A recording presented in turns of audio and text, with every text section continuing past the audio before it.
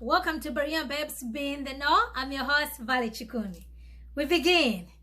Dr. William Lane Craig has just now announced that he's boycotting Disney. He had plans to take his family, his children, as well as his grandkids to go to Disney. But they've canceled their plans because Disney is pretty much teaching kids to adopt different types of genders apart from what they were born with. He calls this that is pretty much very cruel. And I definitely do agree with Dr. William Lane Craig. Moving on, we have Pastor Ben Carson, who stepped down because some sex allegations that were leveled against him. He's a founder of Hope Generation, and he's a senior pastor at Applegate Christian Fellowship. He stepped down for quite some time, but right now he's back in full force.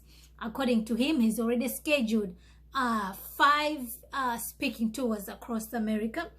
He also put out a video pretty much telling people that, have you ever experienced people counseling you, people trying to write your story? He's back. He doesn't want anybody to write his own story. He's going to write his own story. Even though his wife divorced him because of adultery, there's another woman who just also put out a police report saying that these sex allegations about him. But yes, he did admit to some of these sex allegations. According to him, there's nothing that happened because he didn't, there was no sex that happened outside marriage. There was no, I don't know what else he was saying, but he does admit that yes, he was busy with these women. Ladies and gentlemen, it doesn't matter if you didn't go all the way. The fact that you're busy doing these activities with somebody who is not your wife, you've just committed sin. So according to Ben Carson, he sees it differently. He sees differently. So now he's back on the pulpit and pretty much preaching preaching the gospel. Ladies and gentlemen, he's disqualified from the ministry. I don't have to tell you that, but you already know. But we move on. LENTZ, the pastor who was with Hillsong, New York, who was fired, there was an internal investigation report that was done regarding LENTZ and other matters. This report was, the investigation was instituted by Hillsong to investigate him, which they did conduct the investigation. And according to the report, LENTZ himself had to spill all the beans, pretty much because his severance pay was on the line. Unbeknownst to him, everything was done, but the report was leaked to the Christian Post. And LENTZ and his wife, they're threatening to sue the Christian Post for leaking the story out. According to the report, some of the staff members claimed that they experienced mental illness because of the leadership of LENTZ. They also went on to say that there was too much stuff that were going on that were pretty much sinful, that was known to the leadership, even inside Hillsong. But Laura, who is the wife to LENTZ, says that whatever these people are saying, they're just using them as a scapegoat. There's more to the story. Right now, they're choosing to remain quiet, and sooner or later, they're going to have their side of the story. Moving on, our famous pastor, our famous gay reverend, Brandon Robertson. Yes, he calls himself as a gay. He's a pastor, and he calls himself as a gay pastor. We already know you can be gay as well as a Christian. But Brandon Robertson was invited at Eastern University, a Christian church. A Christian school, where he had an opportunity to speak to the LGBT. So notice, he's just stopped there, LGBT. So I have questions. What about the rest of the alphabet? Okay, but this talk was exclusive to LGBT. The students over there wanted him to speak on the matters of how they can advance the LGBT policies at this school with the staff members as well as the students. Brandon Robertson was so pleased that these students were so courageous. He's never met people like this brave who who exhibit this bravery and courageousness. They also have a group called a refugee group. So this is a refugee group that's live and well at a Christian school, where they invited Brandon Robertson, a well-known gay advocate who pretty much twists the scripture, who is in total disagreement even with Jesus himself. Ladies and gentlemen, can you believe that? But Brandon Robertson is waging on. The Christian school is also in association with American Baptist Churches of USA. They do have partnership. But this is exactly what's going on at the Eastern University, a private Christian school, busy platforming a non-gay advocate, Brandon Robertson, who does not even believe the scriptures that you and I believe in. Moving on, Justin Peters. Justin Peters exposed what was going on at FBC Orlando in Florida. Pretty much, it was all over the place. These people do have gay affirming members. They do baptize them and they do let them serve in various ministries in their church. Now, we don't have any problem if somebody is gay, wants to come in the church, be renewed, restored, and denounce that, like the sinfulness that homosexuality brings in. That's not what's going on at FBC. According to them, they baptize you, all are welcome, and they actually do, like people who get baptized on spot. Well, there's different views to this, but that's not the issue over here.